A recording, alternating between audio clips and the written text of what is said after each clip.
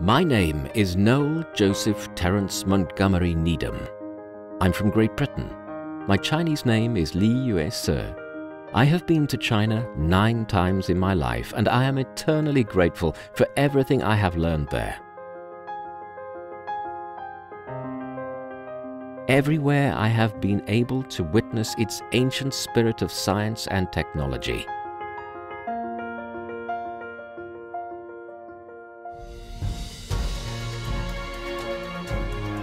I feel privileged to have seen firsthand this wonderful creativity, the brightest of minds and the noblest of spirits.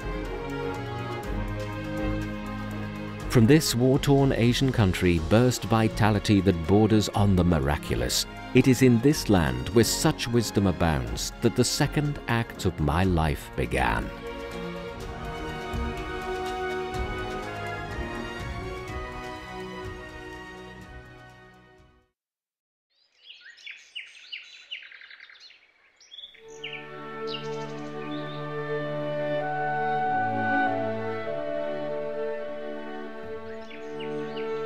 Beside the Chentang River, to the northwest corner of Hangzhou's famous West Lake, sits the century-old Zhejiang University.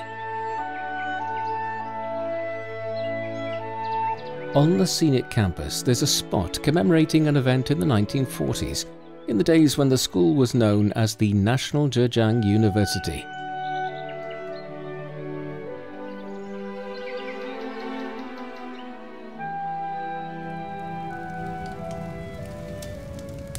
In 1937, the Japanese army occupied Shanghai, threatening the neighborhood city of Hangzhou.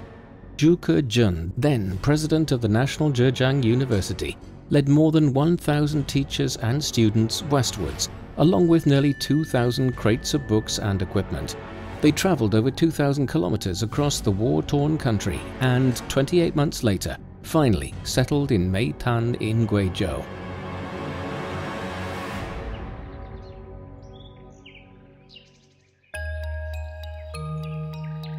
This small town, surrounded by mountains, provided a safe haven for the university's staff and students.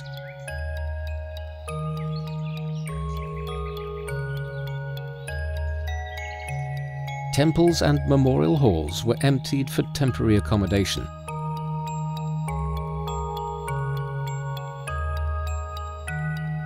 The surrounding mountains and forests offered natural shelter.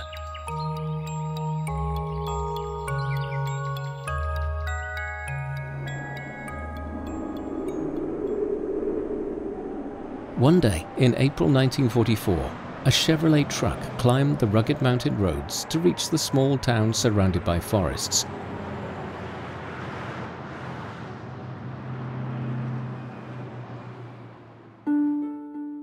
In the truck was a special visitor, Joseph Needham, Fellow of Britain's Royal Society and Doctor of Biochemical Embryology at Cambridge University. In 1943, he had been sent to China by the British government as a diplomat to report on the state of China's education and industry under war conditions. Needham was keen to help the war-torn Chinese universities. This was Needham's second year in China.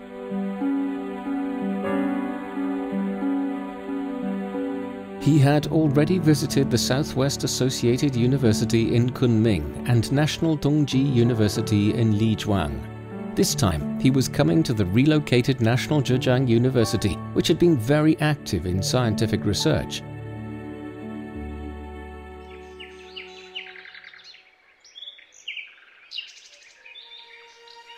Full of curiosity, the British scientist walked into the Confucian Temple in Meitan. It had been built in the Ming Dynasty and covered about 1,500 square meters. It now housed the National Zhejiang University's offices, library, classrooms and dormitories.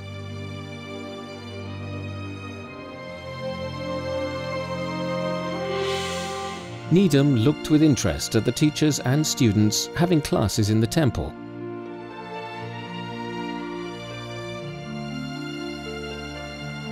It was here that he met Dr. Zhu Kezhen, renowned meteorologist, educator, and the director of the Institute of Meteorology of the Academia Sinica.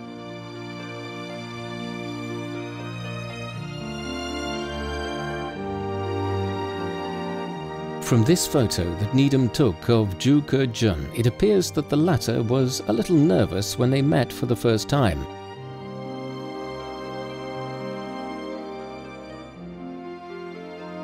The quiet and reserved Zhu Kezhen may not have immediately hit it off with his lively and loquacious visitor.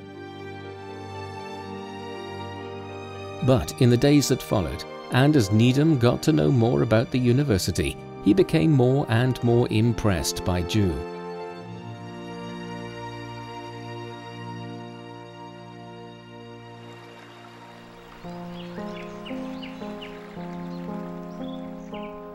Those days in the remote southwest, far from the sophisticated city of Hangzhou, were the most difficult for the Zhejiang University.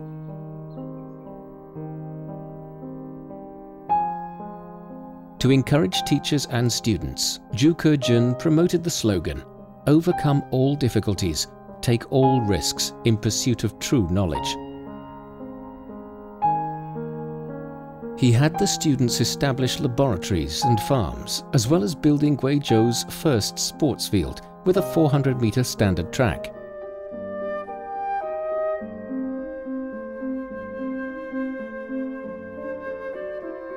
Inspired by the idea of unity of knowledge and action advocated by Zhu Kezhen, the entire university devoted itself to the transformation of this area of rural China. This creativity was recorded by Needham's camera. The agricultural school cultivated rice and 15 other crops for local promotion. Tan Jiazhen continued to conduct genetic research with local biological resources.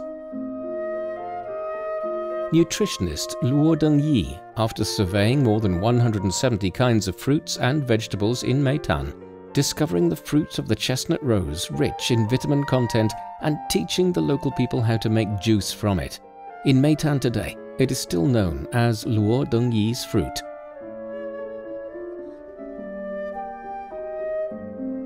These developments excited Needham. He had high praise for the university's ingenuity and determination despite the unpromising surroundings.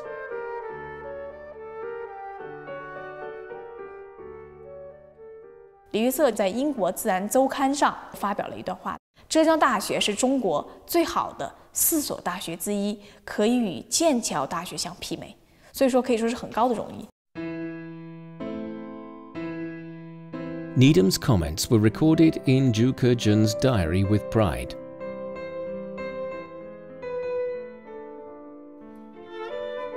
Looking through Zhu Kezhen's diaries that are archived in Zhejiang University, one can find that, in addition to Needham's praise for the school, Needham's speeches and comments on China's science and technology were also recorded in detail.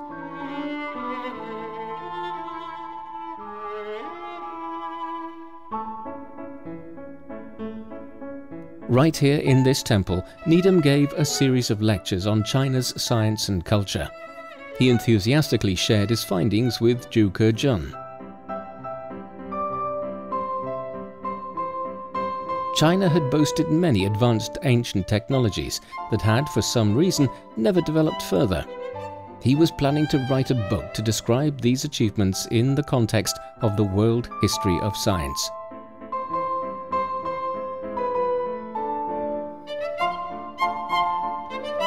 Needham didn't realize the impact his views would have on the outwardly placid Zhu.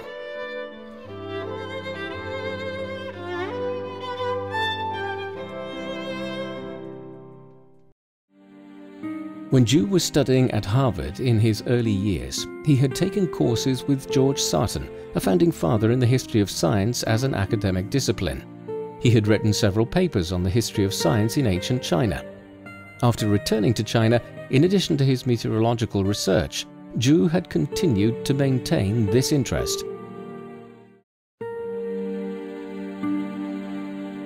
Zhu regarded China's history of natural science as a treasure house and part of the history of civilization. At the same time, he recognized that the study of the ancient history of natural science in China barely existed. However, in time of war, Zhu Kezhen didn't have the luxury of time to worry about this. He had to prioritize the university's survival.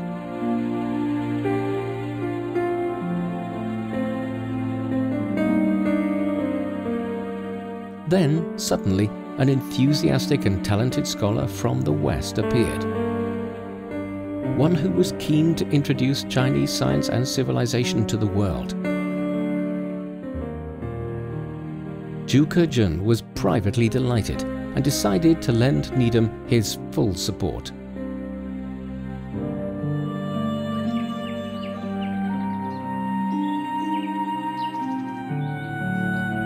As soon as the war ended, Zhu Kezhen moved the university back to Hangzhou. He decided that for each ancient book, if the university had more than one copy, one would be sent to Needham in Cambridge.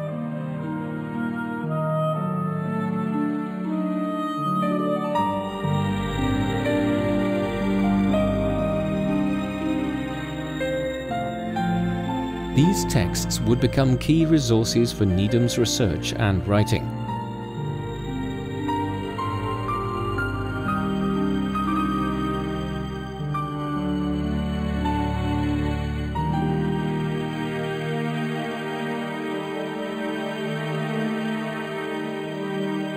Those few days of exchange during the war led to a lifelong friendship between the two great scholars, one Chinese, the other British.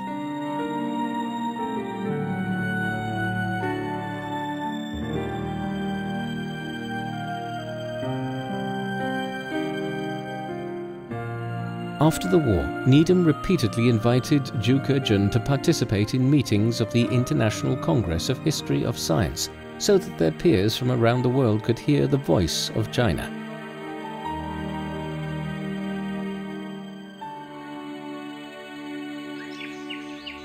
With Zhu Kezhen's advocacy and organization, the Chinese Academy of Sciences established its History of Science Research Committee in 1954. 纳入国家规划了，然后5、6年就开始，很快就推动成立这个研究所，人都已经调来了，像李岩先生已经都调到这儿，叶启村先生也经常到历史所去这边来，说竺可桢先生也亲自顾问。On January 1st, 1957, the Institute for the History of Natural Sciences finally began its work. Chinese scholars began to study their own history of science and technology.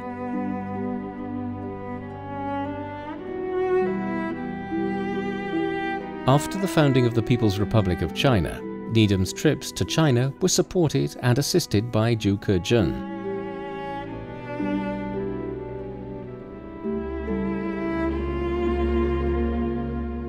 In his preface to Science and Civilization in China, Needham pointedly praised Zhu Kezhen as their greatest benefactor.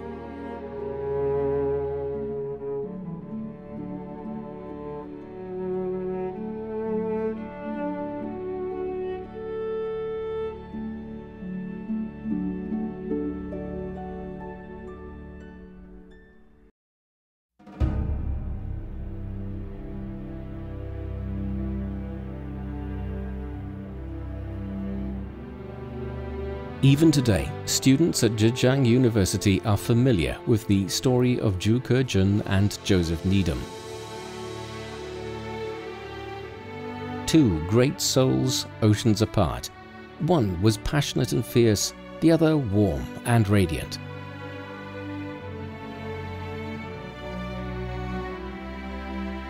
The impact of their intellectual exchanges transcends nationalities, borders, and time, shining brightly to this day.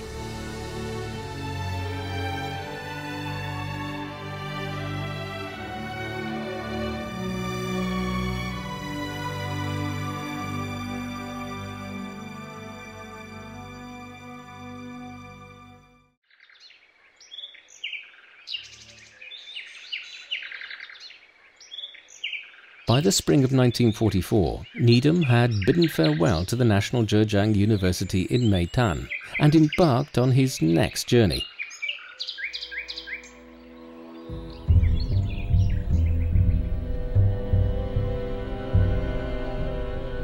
His plan was to cross the entire of Guizhou, take trains to zigzag his way through Guangxi and Hunan.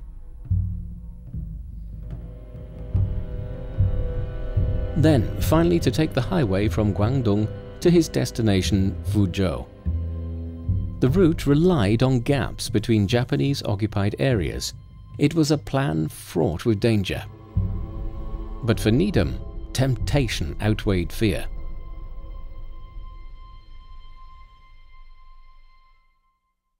On May the 19th, 1944, after over a month on the road, Needham finally noted in his diary that he had reached Fuzhou. He wrote the characters for Minjiang River in Chinese.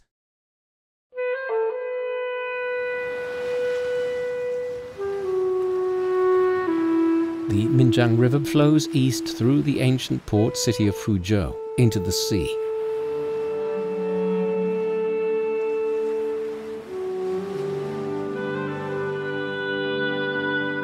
China's southeast coast has enjoyed relative prosperity, together with a strong performance in industry and education. Needham was excited to learn about China's shipping industry. He had been in China for over a year. This was his first time on the coast.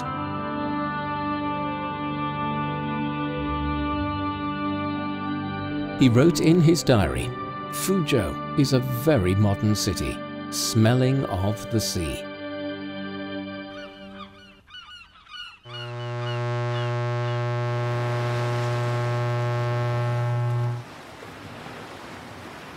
Needham wanted to see one particular place, the starting point of Admiral Zheng He's Grand Fleet's voyage to the Western Oceans.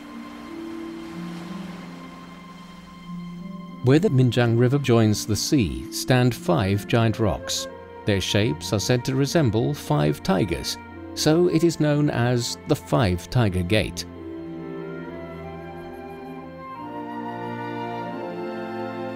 It was here that Zheng He's vast fleet left the motherland for the oceans and the world beyond.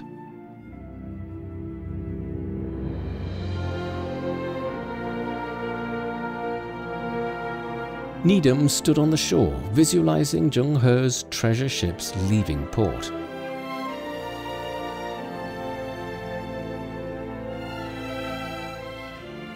Deeply impressed by the Chinese people's seafaring adventures and maritime expeditions, he later remarked in his book, "During the first half of the 15th century, while the Portuguese were creeping down the west coast of Africa, the Chinese were examining the east coast at least as far south as Mozambique.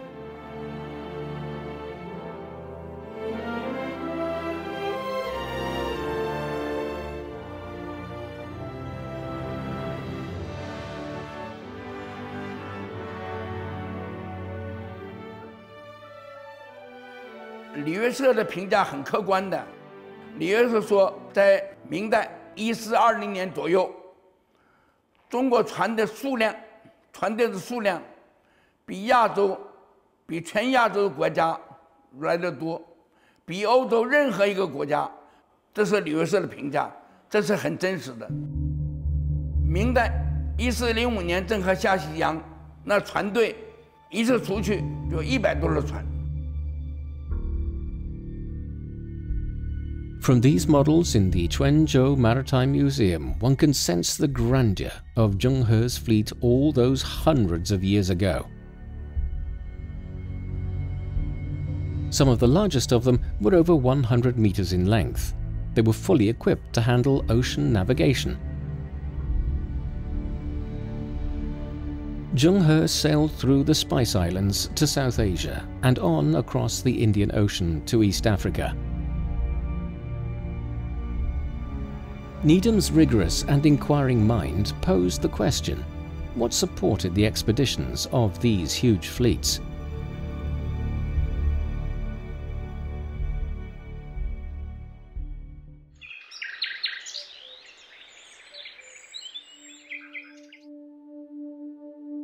This sunken ship, wrecked near Quanzhou, may have given him some clues. It was a medium-sized ocean freighter, 24.2 meters long and 9.15 meters wide. From the Song dynasty, around 200 years before Zheng He's time, the parallel compartments dividing its hull formed a design Needham deeply admired. Devised in the Tang dynasty, it greatly improved the safety of navigation.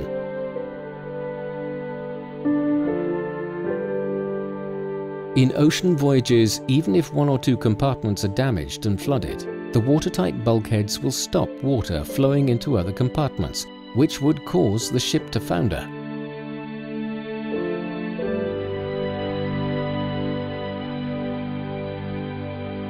According to Needham's research, Europeans adopted this technology only in the late 18th century.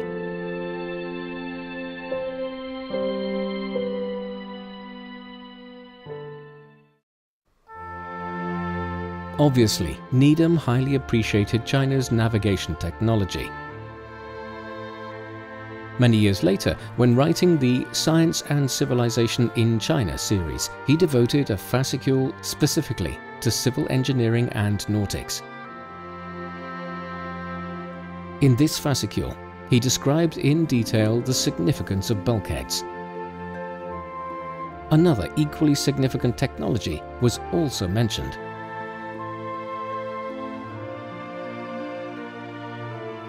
When sailing the ocean, it is common to encounter bad weather. On cloudy or rainy nights, it's impossible to navigate by stars. How did the ancient Chinese ensure accurate navigation in such conditions? 这个勺子放到任意一个角度，然后碰它一下，触碰它一下啊，然后它就会晃晃悠悠，会自己指南。如果在没有到指向南方之前，它由于摩擦比较大停下来的话，其实再碰一下，它就会指得比较准了。This divination tool originated in the Han Dynasty at the turn of the first millennium. It's made from magnetic stone. The stone is polished into the shape of a spoon. Placed on a smooth surface, the handle always points to the south. 把它放进去以后，把这个板插上，稍微晃动一下，非常明显。你看这个磁力线很快就展现出来。This primitive compass, copied by the Institute for the History of Natural Sciences, shows perfect magnetic field lines under test. Needham suspected that this tool had developed into mature magnetic compasses which were used in navigation by the Song dynasty.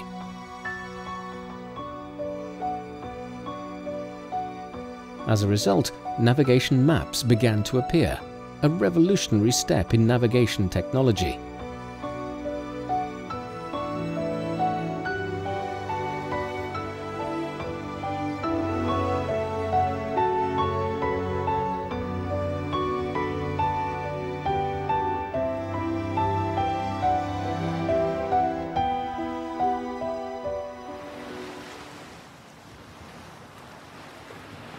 Needham thought it was an accumulation of such unique inventions in China that eventually led to the great era of navigation in the Ming dynasty.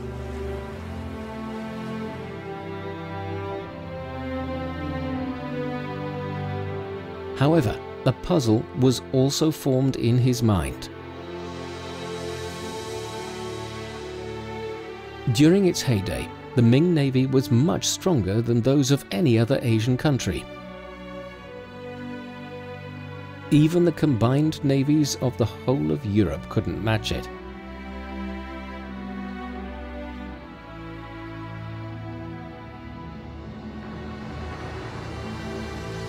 But in the mid-16th century, the Chinese fleet began to fade as the empire closed its borders.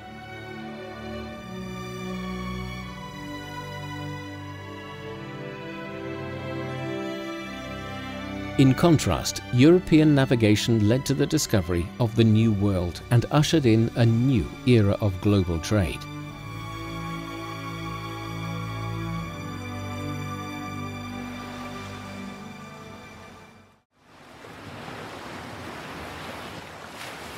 Why did the wheel of history turn like this? The more Needham learned about China's past achievements, the more puzzled he became. These questions strengthened his resolve to write a book exploring China's technologies and civilization.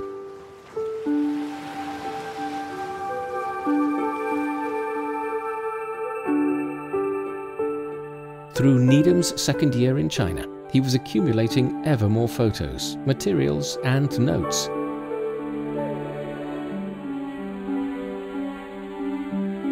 The framework of the project began to take shape as Needham continued to observe, travel, and think.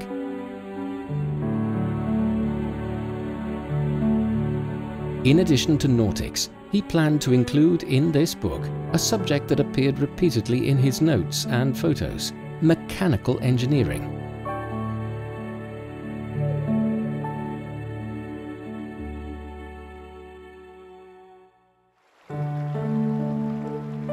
From Chinese noria to dragon bone water lifts, the looms to water-powered stone mills,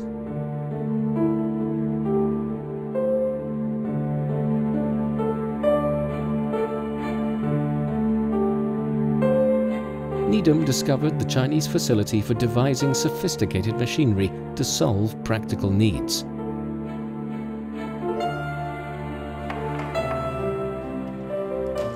These items, common enough to Chinese people, amazed Needham. He felt he could see why in classical Chinese the word for machinery also stands for wit, ingenuity, and wisdom.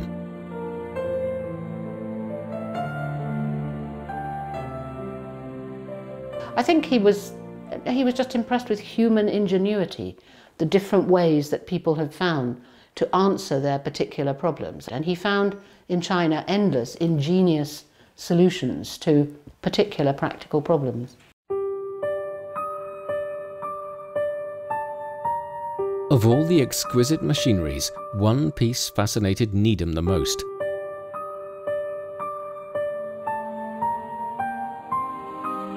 This was the water-powered astronomical clock tower invented by Su Song and Han Gonglian in the Northern Song dynasty.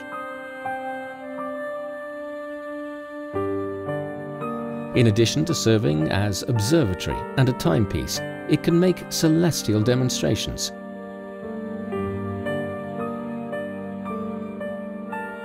The accuracy of its time-announcing function is in no way inferior to that of modern clocks. Needham called it heavenly clockwork.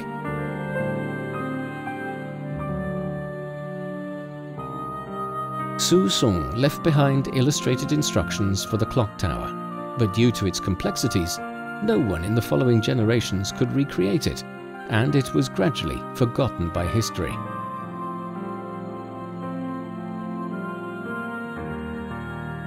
一直到50年代，这个水运仪象台啊，就再一次的出现在人们的视野里，而且把它定得挺高的，就是里约瑟。他第一个根据《新象法要》这个书里的图说，给了个系统总图。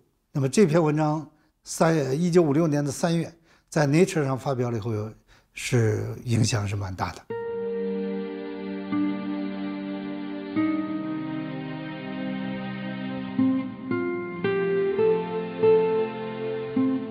Needham's research and attempt to recreate the clock tower inspired his Chinese peers to do the same.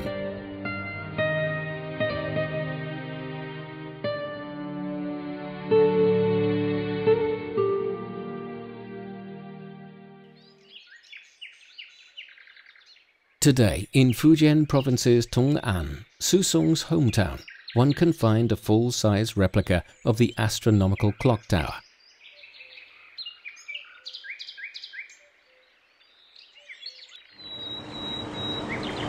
Walking into the tower, one can clearly see the part most admired by Needham.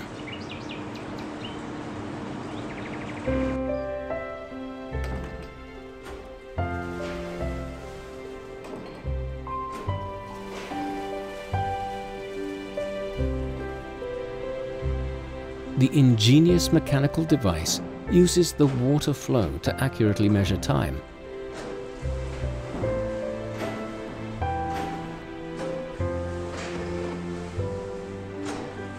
Needham praised this control mechanism as a clock escapement, first invented in China, much earlier than those of European clocks.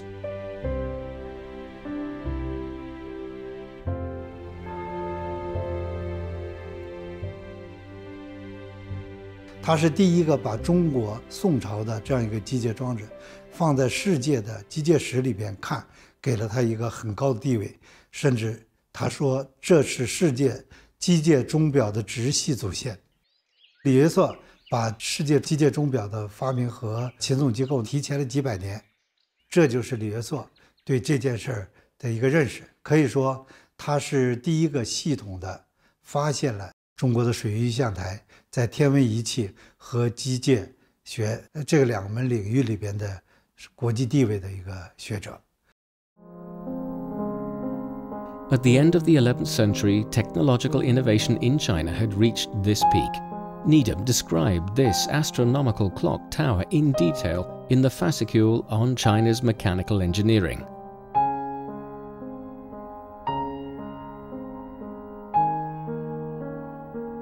In the Science and Civilization in China series, Needham listed over 100 unique inventions in ancient China.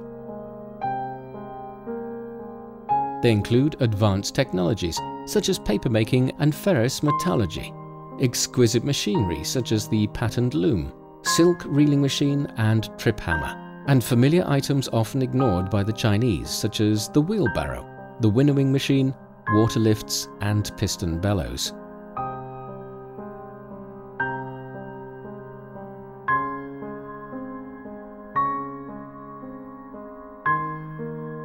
The majority of these unique inventions are undisputed. Some may require further verification.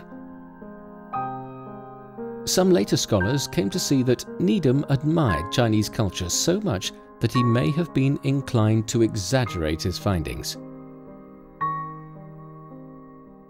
有些学者在说，李约瑟是中国的爱好者，用现在的话说就是粉丝啊，中国文化的粉丝。所以说他有的时候说话呀，很自然的，他就说过头，说点过头话。他倒不是为了抓眼球，他是真的喜欢中国。After staying in Fuzhou for a few days in the spring of 1944, Needham got word that the Japanese army was about to lock down the entire southeast of China. He must leave Fuzhou as soon as possible and return to Chongqing. Needham hurriedly drew up this roadmap on the return journey. It indicated the dangers to be faced. He must pass through Hengyang in order to reach Chongqing. If he couldn't reach Hengyang before the trains to the southwest were stopped, Needham and his companions would be trapped.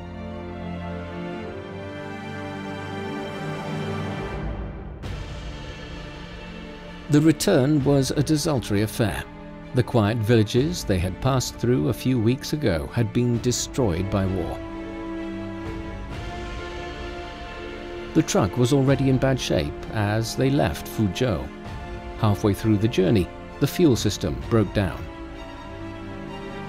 Needham came up with the solution, arranging one person to sit on the car's fender and feed gasoline directly into the carburetor with a tube.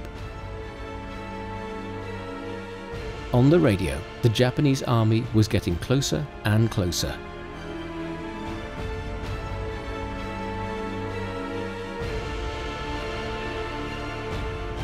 Needham's diary became scribbled. He wrote, "Progress very slow." After 3 days of hectic driving, Needham finally managed to catch the train to Chongqing. The carriages were crowded with refugees. The panicked passengers were surprised to find a foreigner amongst them. The more so that he was even trying to boost morale by leading everyone in song. To the moans of wounded soldiers, the clucking of chickens and ducks, and faint singing voices, the train crossed the Hengyang Bridge. Needham had just had a lucky escape from the Japanese encirclement. 2 days later, Chinese forces destroyed the bridge to block the Japanese advance and the east-west artery across the country was severed. This journey left an indelible impression on Needham. It was the first time Needham had faced the real cruelty and suffering of war.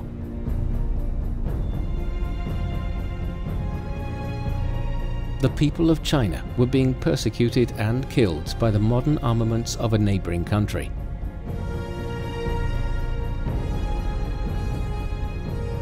The Chinese once had the most sophisticated technology of the times.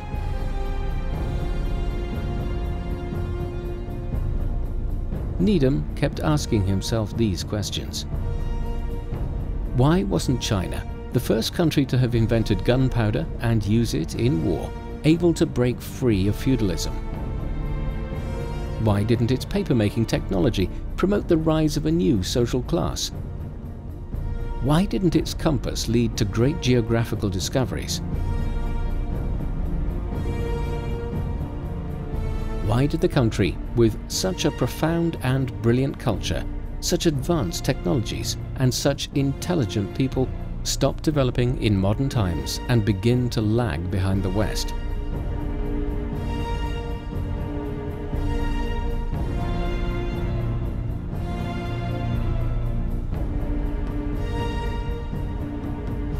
During his stay of more than 3 years in China, Needham kept thinking about these questions. It would take him 50 years to come up with some answers.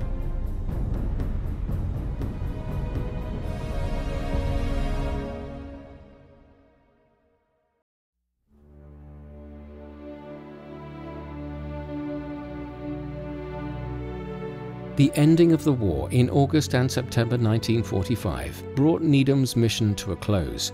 However, his experiences in China led him to push with others for the founding of UNESCO, the United Nations Educational, Scientific and Cultural Organization. In 1946, Needham went to Paris as head of the UNESCO's Natural Sciences section, continuing to seek scientific cooperation among all nations.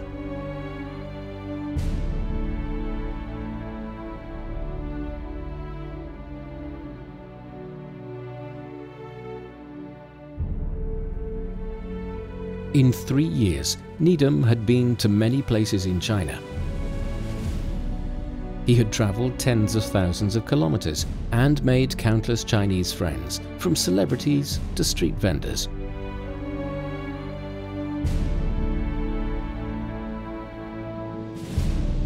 He visited 296 scientific institutions in 10 of the 18 provinces behind the front lines of fighting.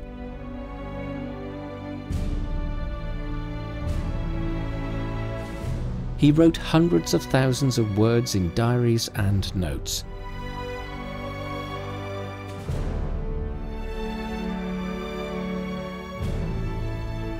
He had made 2,000 record cards and taken more than 1,000 photos. China of the 1940s becomes vivid through his lens.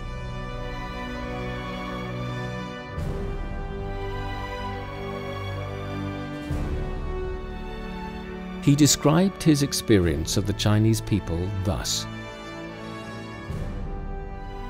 "They are friendly, loyal, diligent and intelligent. They are stoic and high to accept their fate, but they are also conservative and don't seek change.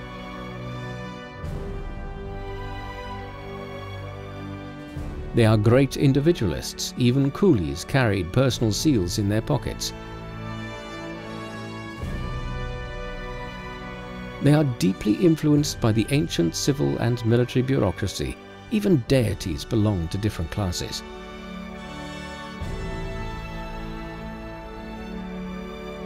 They don't have the soul of the perpetually unsatisfied Faust. They are the greatest pragmatists. They are rarely rude, but their decent behaviors also reveal the shackles of ethical requirements.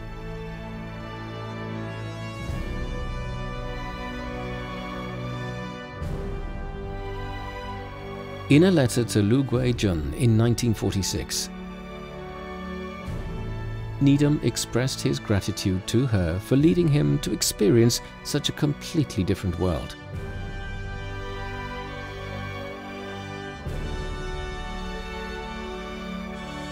Throughout his life, Needham embraced China with care and passion.